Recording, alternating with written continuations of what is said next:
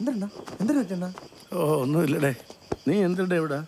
ഞാൻ ചേച്ചി പറഞ്ഞിട്ട് നിങ്ങൾ അന്വേഷിച്ചിറങ്ങിയത്. ഓ ചന്ദ്രബോസോടെ വേണോ? എനിക്ക് അറിഞ്ഞൂടെ.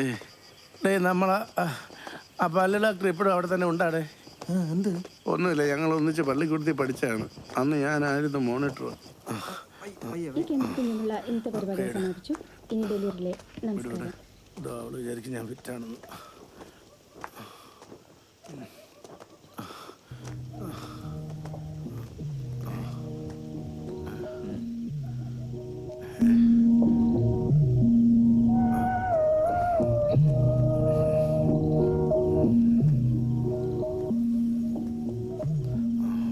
അയ്യോ, എന്തൊരു പറ്റിയത്? മുഖം ഒരുമാതിരി ഇരിക്കണല്ലേ? ഒന്നുമില്ലടി, നീ കുറച്ച് ചൂടുകളാണത്. ടോർച്ചിന് പവർ ഉണ്ടോ? പിന്നെ ഭയങ്കര പവർ. കൊണ്ടുപോയി കുത്തി വെക്കട്ടെ.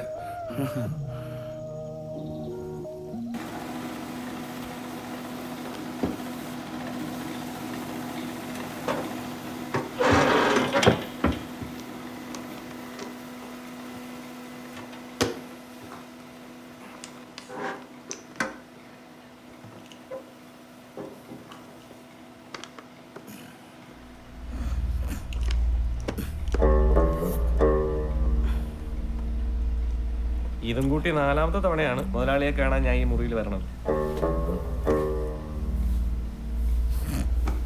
തൊഴിലാളികളുടെ ശമ്പള കാര്യമാണ്. പിടിച്ചിരിക്കാൻ വയ്യാത്ത അവസ്ഥയിലാണല്ലോ മുതലാളി അവരിപ്പോ. മനസ്സിലായി മനസ്സിലായി.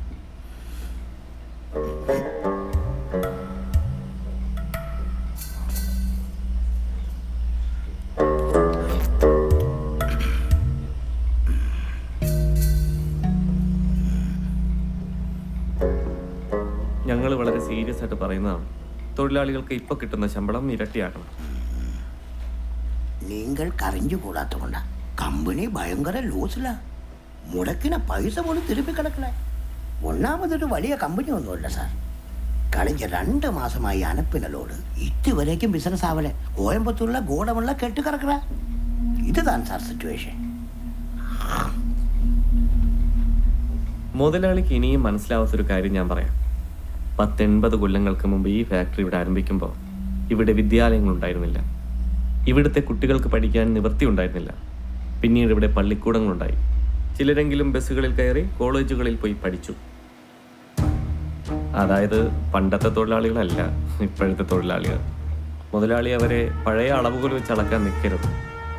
ഇപ്പോൾ ഈ കമ്പനിക്ക് എത്ര വിറ്റ് വരവുണ്ടെന്നും അതിലെത്ര ചിലവുണ്ടെന്നും എനിക്കറിയാം. അതൊന്നും മുതലാളി എന്നെ കൊണ്ട് പറയിപ്പിക്കരുത്.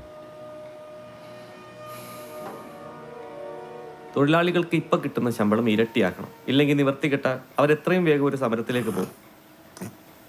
അപ്പോൾ ഇപ്പോഴും 1-2 പേർ അവിടെ കിടക്കുന്നുണ്ടല്ലോ. ഇങ്ങനെ വാശി പിടിച്ചാൽ എപ്പടി സാർ? അങ്ങനെയാണെങ്കിൽ നിങ്ങളുടെ ഇഷ്ടം നടക്കട്ടെ. സമരമെങ്കിൽ സമരം. ഞാൻ കമ്പനി പൂട്ടിയിടാം.